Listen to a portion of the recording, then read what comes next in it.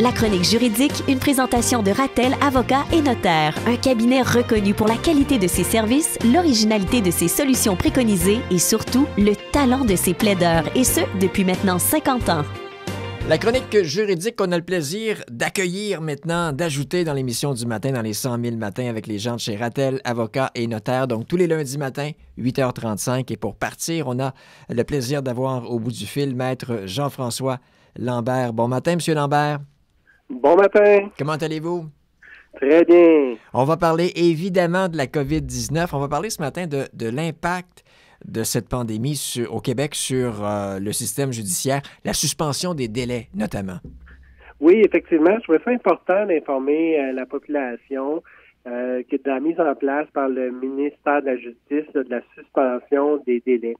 En effet, là, en vertu de cette crise là, qui a maintenant lieu depuis quelques jours, le ministère de la Justice, avec la juge en chef en date du 15 mars 2020, a décidé de mettre en application l'article 27 du Code de procédure civile.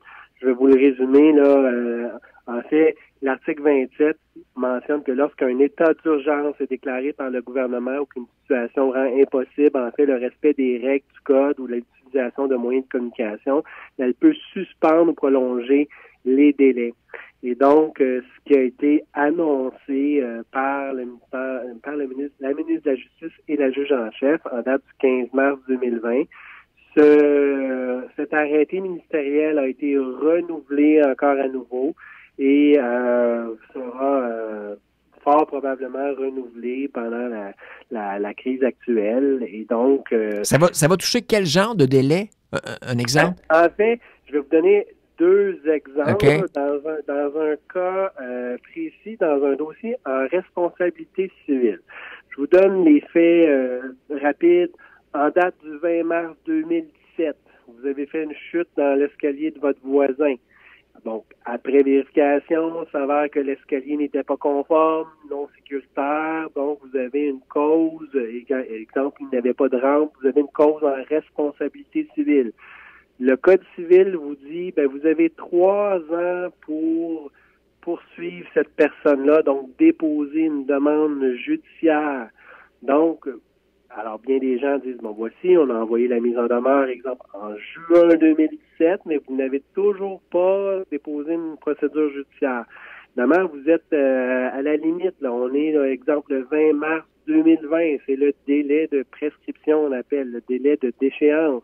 Alors, ce que la suspension fait, c'est que du moment où vous aviez engagé un avocat, ou exemple, l'avocat devait déposer les procédures, ou vous-même vous vouliez déposer les procédures, exemple, en date du 13, 14 ou 15 mars, bien évidemment, là, avec la suspension, il y a des problématiques avec les greffes, les tribunaux, mais votre délai, vous ne le perdrez pas puisqu'il y a une suspension du délai. Okay. Évidemment, il faut faire attention.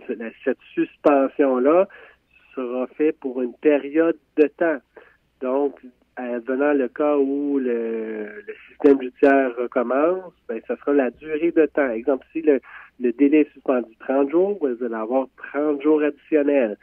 Donc, ça sera important lorsque la situation reviendra à la normale, et on espère le plus rapidement possible, de surveiller vos délais quand même. Mais pour l'instant, vous ne perdrez pas le recours. Okay. Dans un autre exemple, assez simple, lorsqu'on a des recours déjà qui sont produits à la Cour, vous avez des respects de délai qu'on appelle souvent un délai de 180 jours. Ça, c'est le délai général dans les procédures civiles, soit à la Cour du Québec ou à la Cour supérieure. Bon, il y a plusieurs exceptions. Donc, vous avez déposé la procédure, vous avez fait en sorte de faire progresser le dossier, vous avez 6 mois pour l'inscrire, qu'on appelle. Donc, à l'inscription, on doit dire au tribunal, voici mes témoins, mes pièces, la durée de l'audition. Et donc, vous devez respecter le délai de 6 mois. Le même exemple se fait aujourd'hui, c'est-à-dire que vous aviez jusqu'au 20 mars ou quelque part au mois de mars pour déposer l'action, pour déposer l'inscription. Alors, à ce moment-là, le délai est suspendu. Le même raisonnement pour le nombre de jours de la suspension de l'arrêté ministériel. Donc, c'est favorable pour l'ensemble des justiciables. En fait, le ministère de la Justice a voulu faire conserver les droits aux citoyens. Oui, oui. Évidemment, mon avocat peut me conseiller, m'orienter un petit peu sur ces délais. Vous êtes ouvert durant, présentement, est-ce qu'on peut vous joindre? Oui, vous pouvez nous joindre. Évidemment, comme toute entreprise responsable, exceptionnellement, on rencontre des clients, mais en cas d'urgence, on privilégie les rencontres téléphoniques, vidéo, et on a toutes les mesures d'hygiène importantes et le respect de la réglementation. Évidemment, j'invite les gens à la fin de cette crise de bien vérifier les délais, puisque dans une multitude, là, je vous ai expliqué les délais au Code de procédure civile, mais il y en a plein des délais dans les cours administratives, les tribunaux administratifs. Donc, il y aura lieu pour tout le monde de vérifier, bien vérifier si la suspension des délais s'est appliquée un peu partout. Donc, à vérifier à la fin de la crise et le plus rapidement possible. Le téléphone en terminant pour vous joindre?